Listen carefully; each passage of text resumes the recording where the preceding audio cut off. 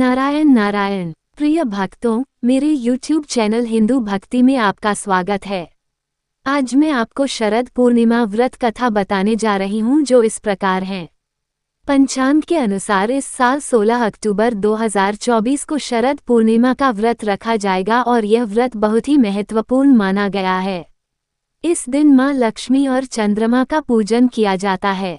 कहते हैं कि शरद पूर्णिमा के दिन चंद्रमा अपनी 16 कलाओं से परिपूर्ण होते हैं और ऐसे में यदि चंद्रमा की रोशनी में खीर रखने से वह अमृत के समान हो जाती है।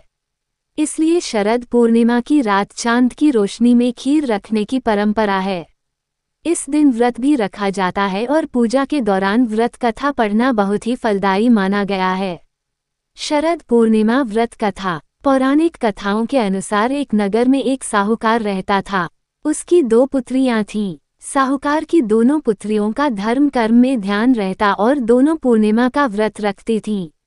बड़ी बेटी हमेशा अपना व्रत पूरा करती और लेकिन छोटी बेटी व्रत अधूरा ही करती थी। कुछ समय के बाद दोनों की शादी हो गई।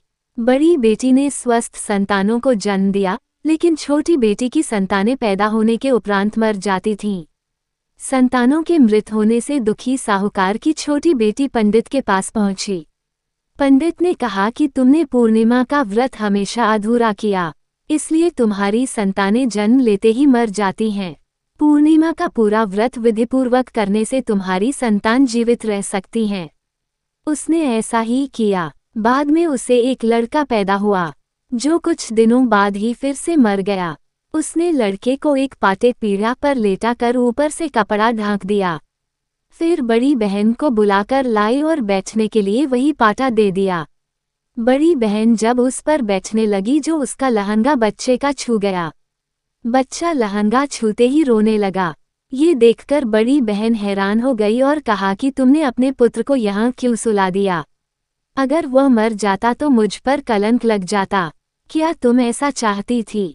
तब छोटी बहन बोली कि यह तो पहले से मरा हुआ था। तेरे ही भाग्य से यह जीवित हो गया है। तेरे पुण्य से ही यह जीवित हुआ है।